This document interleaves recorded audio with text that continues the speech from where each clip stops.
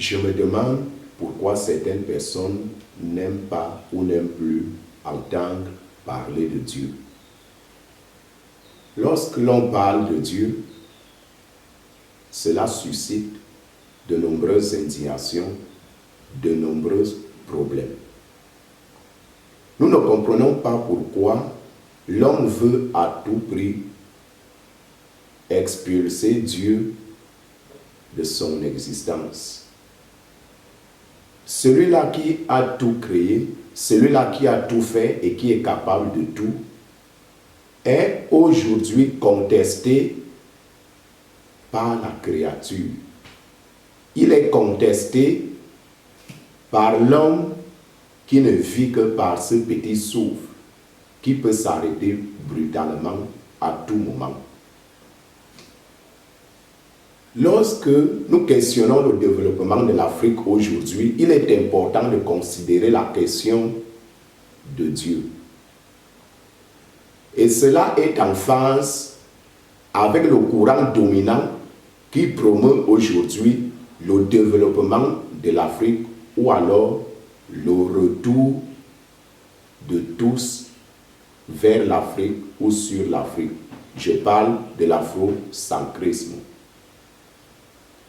Cette idéologie, cette théorie ou même cette doctrine promeut un développement fondé sur les valeurs spirituelles africaines. Il est vrai que c'est un discours qui reconnaît la capacité des ancêtres, de ceux-là qui sont partis de l'autre côté et qui seraient capables d'agir positivement à partir de l'au-delà.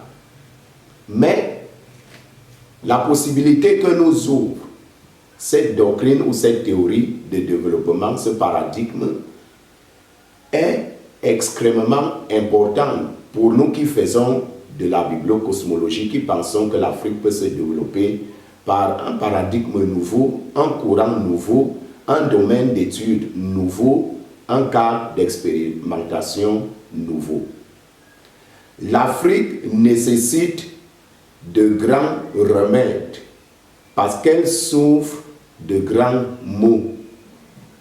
Aux grands maux, de grands remèdes, dit-on. Il est donc important d'explorer toutes les possibilités et de voir ce qui va avec ce que nous vivons aujourd'hui. Les défis sont grands, les difficultés énormes, mais les solutions sont plutôt moindres et parfois néfastes. Ce point de vue est celui-là qui veut se concentrer sur les défis de l'Afrique, les défis qui se posent et s'opposent même à elle. L'Afrique est un continent qui non seulement a besoin de ses fils et de ses filles, mais également de Dieu.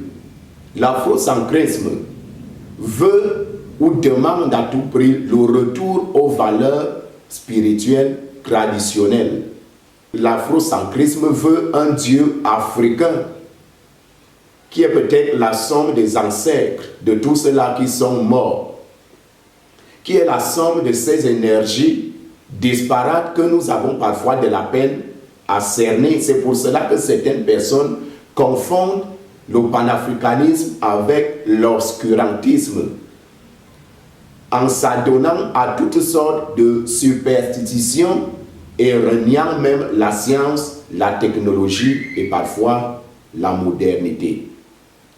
Celui qui renie tout ce qui est blanc, parce qu'il veut à tout prix se noyer dans l'obscurantisme, le maraboutage, la sorcellerie et la magie, est celui-là qui s'est perdu dans ses plaisirs et surtout dans son ignorance.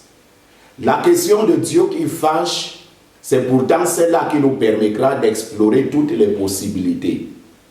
Si l'afrocentrisme, contrairement à ce que dit le matérialisme, nous fait comprendre qu'il est possible de se développer avec l'appui du monde spirituel, nous disons donc qu'il n'est là une possibilité nouvelle qui devrait nous amener à explorer toutes les possibilités liées au monde spirituel. Pour ce qui est du concept de Dieu ou du nom de Dieu, Dieu peut représenter pour chacun plusieurs réalités. En ce qui nous concerne en bibliocosmologie, nous parlons du Dieu créateur, Père de Jésus-Christ, qui a bien voulu nous sauver par lui et qui agit puissamment au travers de son nom. Aujourd'hui, cette question se pose. Comment allons-nous faire pour développer l'Afrique ou pour s'émanciper en Afrique sans tenir compte de la question de Dieu qui pourtant a toutes les capacités possibles de nous y emmener? L'afrocentrisme écarte la question de Dieu et préfère celle des ancêtres. Mais à ce niveau, je dois m'interroger. Comment savons-nous que les ancêtres ont la capacité d'influencer ou d'influer sur le monde réel, tout en reniant la capacité de Dieu d'impacter les vies au quotidien? Qu'est-ce qui nous fait croire que l'ancêtre est plus puissant que Dieu, qui aurait créé celui qui est devenu ancêtre? Dieu a créé l'homme. Dans le cadre de la bibliocosmologie, nous posons cela et nous travaillons dans une analyse scientifique pour comprendre les ressorts qui animent chaque questionnement. La question de Dieu ne devrait plus nous fâcher en Afrique, parce que c'est une question qui importe. Dans la précédente vidéo, me posant la question s'il y avait une possibilité ou alors une solution de Dieu pour l'Afrique, plusieurs ont tenté d'apporter leur réponse. Certains m'ont dit qu'il n'y a que Jésus-Christ qui pourra sauver l'Afrique. D'autres m'ont dit que l'on devrait même écarter cette question, cette possibilité, parce qu'elle n'a ou n'aurait aucun sens, en confondant notre thème avec la prière. Dieu n'est pas la prière et la prière n'est pas Dieu, puisque quelqu'un peut prier sans qu'il n'atteigne Dieu, sans qu'il ne comprenne qui est Dieu, sans qu'il ne sache qui est Dieu, sans qu'il ne soit avec Dieu. La bibliocosmologie, ce n'est non plus la prière. La bibliocosmologie, c'est la science qui étudie Dieu et ses œuvres. Donc, lorsqu'on parle du développement par la bibliocosmologie, il ne faut pas que les uns et les autres nous suggèrent ce que nous n'avons pas dit. Nous avons parlé d'un cadre nouveau qui essaie d'analyser toutes les possibilités et qui les coordonne de manière à obtenir des résultats satisfaisants, concrets, capables de relever le développement de l'Afrique.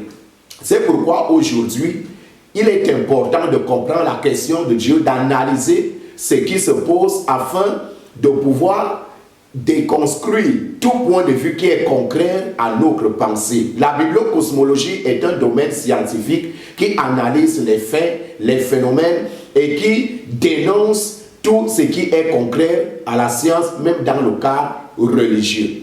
Il ne faut pas que les uns et les autres confondent la bibliocosmologie avec une nouvelle religion. Nous parlons de science, nous parlons de philosophie, parce que la bibliocosmologie est à la fois un domaine scientifique, mais également un courant philosophique.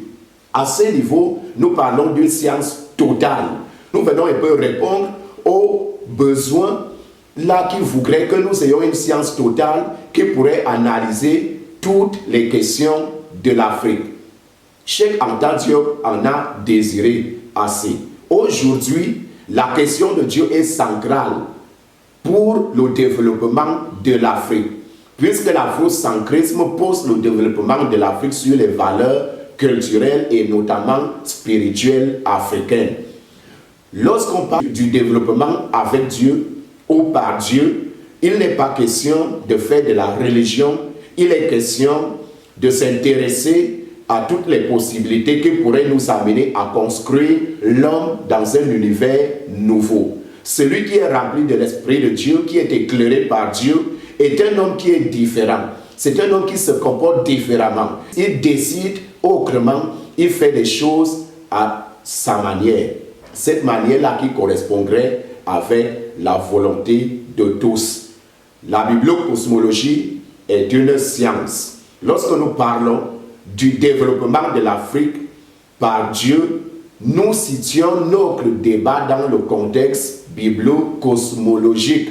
Il n'est pas question d'aller à l'église, de passer le temps à chanter, à prier sans questionner son environnement. La science questionne l'environnement, la science étudie la société. La bibliocosmologie pose Dieu dans l'environnement, pose le concept de Dieu dans l'esprit et essaie de comprendre, d'analyser les ressorts qui nous amèneraient à mieux comprendre nos défis en Afrique. C'est pourquoi je voudrais dire à tous ceux-là qui confondent la bibliocosmologie avec la religion ou avec la prière, de ne plus le faire et d'essayer de nous suivre pour comprendre au mieux ce que nous voulons poser comme concept, ce que nous disons par rapport au futur nouveau paradigme qui relèvera l'Afrique pour qu'elle soit un monde nouveau, un monde total qui a sa place sur la scène internationale.